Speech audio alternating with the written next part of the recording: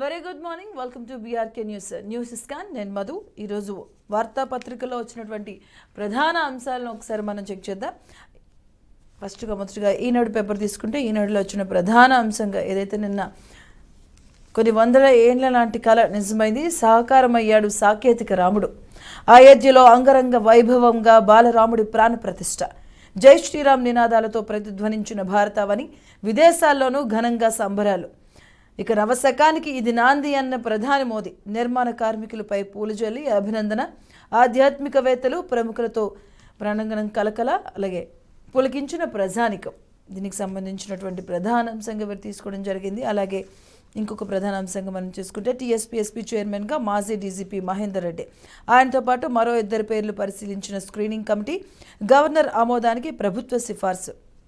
అలాగే ఇంకో అంశం చూసుకుంటే రాష్ట్రంలో తొలి ప్రభుత్వ ఇంజనీరింగ్ కళాశాల కోస్గి పాలిటెక్నికల్ను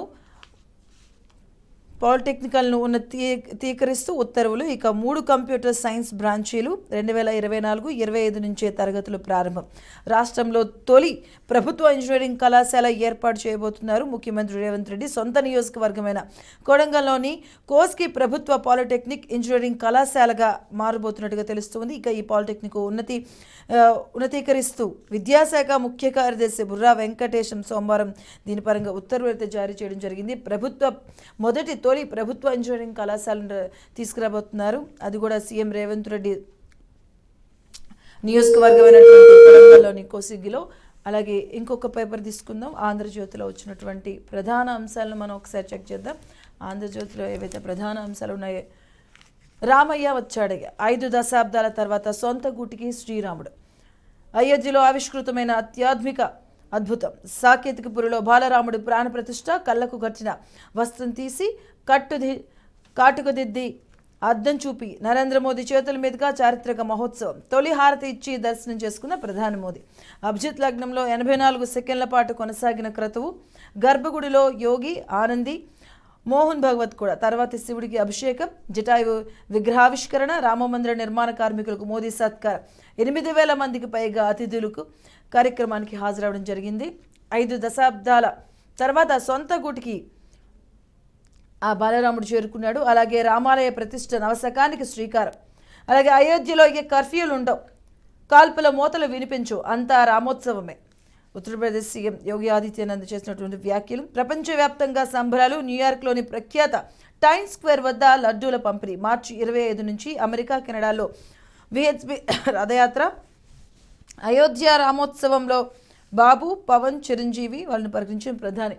అలాగే తెలుగు వారి తరపు నుంచి కూడా, తెలుగు రాష్ట్రాల నుంచి కూడా ఈ అయోధ్యకు సంబంధించి వాటిలో కూడా పలువురు పాలు పంచుకోవడం జరిగింది, సినీ రాజకీయ ప్రముఖులు కూడాను.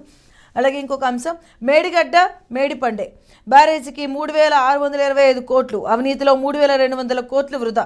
32 మంది అధికారులకు పాత్ర. బ్యారేజీ నిండా సమస్యలే, రిపేర్ చేసినా నిరుపయోగమే. విజిలెన్స్ ప్రాథమిక అంచనా, త్వరలోనే మధ్యంతర నివేదిక. మరమ్మతులకు 50 కోట్లకు పైన అంచనా వేసిన నిర్మాణ సంస్థ. ఇది ప్రధాన అంశంగా మేడిగడ్డ మేడిపండే అనేది ప్రధాన అంశంగా తీసుకోవడం జరిగింది.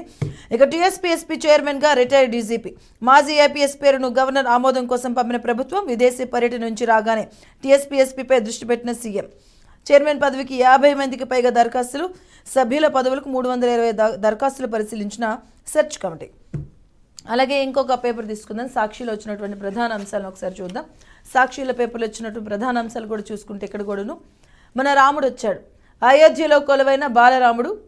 అయోధ్యలో ప్రధాని మోదీ పారవస్యం. రాముడు ఆశీస్సులతో దేశం కోసం పనిచేద్దాం. వచ్చే 1000 భారతదేశ నిర్మాణంపై దృష్టి. రామ్లల్లా ప్రాణ ప్రతిష్ఠ అనంతరం ప్రధాని పిలుపు. అయోధ్య పురవీధుల నుండి ప్రతిధ్వనించిన మంగళధ్వని. రామభక్తి పారవస్యంలో ఓడాడిన భారతావని. ప్రపంచ నలుమూలలోనూ ప్రాణప్రతిష్ఠ వేడుకలు. ఇక ప్రముఖుల సందడి, ప్రతిపక్ష నేతలు పైన దీనిపైన ఒక రాజకీయంగా కూడా చర్చ జరుగుతుంది. బాలరాముడు, మన రాముడు వచ్చాడు, అయోధ్యలో కొలువైన బాలరాముడు. ఇక మిగతా అంశం, టీఎస్పీఎస్పీ చైర్మన్గా మహేందర్ రెడ్డిని. అలాగే రియల్ అభివృద్ధికి ప్రాధాన్యం. బట్టి రియల్ ఎస్టేట్ ప్రతినిధి బృందాన్ని డిప్యూటీ సీఎం హామీ. రీజనల్ రింగ్ రోడ్ నిర్మాణంలో హైదరాబాద్ మరింత అభివృద్ధి. అలాగే నగరానికి నీటి ముప్పు. నాగార్జున సాగర్ జలాశయంలో తగ్గుతున్న నిల్వలు. ప్రస్తుతం 520 అడుగులకు చేరిన నీటి మట్టం. మరో 10 అడుగులు తగ్గితే ఆందోళనకరమే. తాజా వివాదంతో అత్యవసర ఎత్తిపోతలకు కష్టం. ఇక మిగతా వెలుగు పేపర్ చూద్దాం. ఒకసారి వెలుగు పేపర్లో వచ్చినటువంటి ప్రధాన అంశాలు మరొకసారి పరిశీలించాం. భవ్య మందిరంలో దివ్య రూపం. అయోధ్యలో కొలువు తీరిన రామయ్య అంగరంగ వైభవంగా ప్రాణప్రతిష్ఠ. ప్రధాని చేతుల మీదుగా క్రతువు నిర్వహించిన వేద పండితులు. అలాగే నేనేం నేరం చేశాను, నాకు ఒక్కడికే శాంతి భద్రతలు అడ్డొస్తాయా? అస్సాంలో ఆలయానికి వెళ్లనీకపోవడంపై రాహుల్ గాంధీ మండిపాటు. మద్దతుదారులతో కలిసి రోడ్డుపై బైఠాయించి నిరసన. రాహుల్కు ఆదరణ వస్తుందనే బీజేపీ దాడులు. న్యాయయాత్రపై దాడిని తీవ్రంగా ఖండిస్తున్న మంత్రి శ్రీధర్ బాబు. రాహుల్కు అస్సాం ప్రభుత్వం క్షమాపణ చెప్పాలని డిమాండ్. హైదరాబాద్లో కాంగ్రెస్ క్యాండిల్ ర్యాలీ. కొమరవెల్లి మల్లన్నకు పెద్దపట్నం. పసుపుమయమైన ఆలయ పరిసరాలు. 5 క్వింటాల సమిధులతో అగ్నిగుండాలు. అలాగే 11 పిల్లర్లను పూర్తిగా తొలగించాల్సిందే. మేడిగడ్డ బ్యారేజీలో అనేక లోపాలు. దీనిపై కూడా ప్రధానంగా వీరొక ఆర్టికల్ని తీసుకోవడం జరిగింది. ఇవి తెలంగాణలో వచ్చినటువంటి ప్రధాన అంశాలు. అలాగే ఒకసారి మనం ఏపీకి సంబంధించినటువంటి ఏపీ పత్రికలో చూడే ప్రధాన అంశాలను కూడా ఒకసారి చర్చిద్దాం. సాకారమయ్యాడు సాకేతిక రాముడు. అయోధ్యలో అంగరంగ వైభవంగా బాలరాముడి ప్రతిష్ట. అంగన్వాడీల సమ్మె విరమణ. జూలైలో వేతనాలు పెంచుతామని ప్రభుత్వం హామీ. చర్చలు సఫలమయ్యాయని సోమవారం రాత్రి మంత్రి బొత్స వెల్లడి. రూపాయి వేతనం పెంచకుండానే మేము అనిపించే సర్కార్. రైట్, ఇక నెల రోజుల నుంచి ఏదైతే అంగన్వాడీలు చేస్తున్నారో ఆ సమ్మె అయితే నిన్నటితో విరమించడం జరిగింది. దానికి సంబంధించి ప్రభుత్వంతో చేసినటువంటి చర్చలు కూడా సఫలమయ్యాయి. దానికి సంబంధించి ప్రధానంగా అలాగే ఫిబ్రవరి 3వ వారంలో ఎన్నికల షెడ్యూల్. ముమ్మరమవుతున్న కసరత్తు. నెలాఖరులో బదిలీల ప్రక్రియ పూర్తి. బెడ్స్కొచ్చిన వ్యూహం. ఆర్జీవీకి ఎదురుదెబ్బ. సెన్సార్ సర్టిఫికేట్ రద్దు. చిత్రంలో వ్యక్తులు పరువు హక్కులకు భంగం కలిగించగల సన్నివేశాలు ఉన్నాయి. హైకోర్టు. అలాగే వ్యూహం సినిమా కూడా మరొకసారి బ్రేక్ పడిందని చెప్పుకోవచ్చు. దానికి సంబంధించి ప్రధానంగా వీరు తీసుకోవడం జరిగింది. అయోధ్యలో ఇక కర్ఫ్యూలు ఉండవు, కాల్పుల మూతలు వినిపించు, అంతా రామోత్సవమే యోగి చెప్పినటువంటి వ్యాఖ్యలు. రైట్గా వార్తాపత్రికలో వచ్చినటువంటి ప్రధాన అంశాలను అయితే వరకు చూసాం.